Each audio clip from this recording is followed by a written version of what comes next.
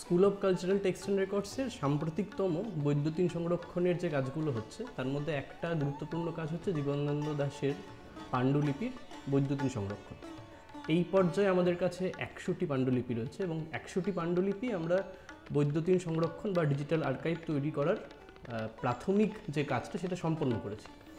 এই পাণ্ডুলিপি কাজগুলোর ক্ষেত্রে মূলত যে চ্যালেঞ্জগুলো বা যেগুলো ভবিষ্যতে গবেষকদের ক্ষেত্রে খুব প্রয়োজনীয়, জীবনানন্দ দাশের পাণ্ডুলিপিতে উনি একজন ভীষণ সংশোধনপ্রিয় মানুষ ছিলেন। যখন লিখেছেন একটি শব্দের বারবার প্রয়োগ করেছেন, একটা শব্দ যখন পরিবর্তন হয়েছে তখন সেই শব্দকে কেটেছেন, নতুন লাইন লিখেছেন। যখনই এটা বৈদ্যুতিনভাবে আমরা সংরক্ষণ করতে পারবো, গবেষকদের কাছে এই সম্পূর্ণ পাণ্ডুলিপিটি এবং তার যে রিভাইজড ভার্সন, অর্থাৎ কাটার আগের অংশটা কী ছিল এবং কাটাকুটির পরের অংশটা কী, সেই পুরোটাই সামনে চলে আসবে। এর বাইরেও আমাদের কাছে উনি ওনার দৈনন্দিন যে দিনলিপি, সেই দিনলিপিগুলোকে উনি লিটারেরি নোটস বলতেন।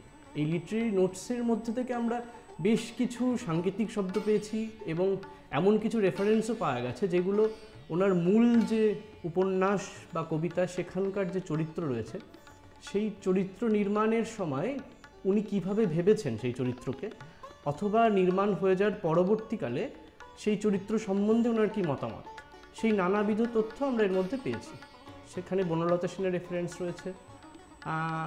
এর বাইরেও গুরুত্বপূর্ণ আমার যেটা বিশেষভাবে বলার, সেটা হচ্ছে বাংলা ভাষায় পাণ্ডুলিপি থেকে পাঠান্তরের কাজ school of cultural texts and records এর আগে করেছিলেন বিচিত্রা প্রজেক্টের ক্ষেত্রে, যেখানে রবীন্দ্রনাথের একটা বড় অংশের এবং প্রায় সমগ্র অংশেরই কিছু পরিমাণ বাদ দিয়ে আমরা যতটা পেয়েছিলাম সেটাকে বৈদ্যুতিনভাবে আমরা সংরক্ষণ করতে পেরেছিলাম। সেইভাবেই আমরা চেষ্টা করছি জীবনানন্দ দাশের পাণ্ডুলিপিকেও ভবিষ্যতের গবেষকদের কাছে নিয়ে আসার। এটা আমরা সম্পন্ন করতে পারলে আশা করা যায় যে যারা এই সাহিত্য সংক্রান্ত গবেষণায় উৎসাহী তারা ভীষণভাবেই উপকৃত হবে।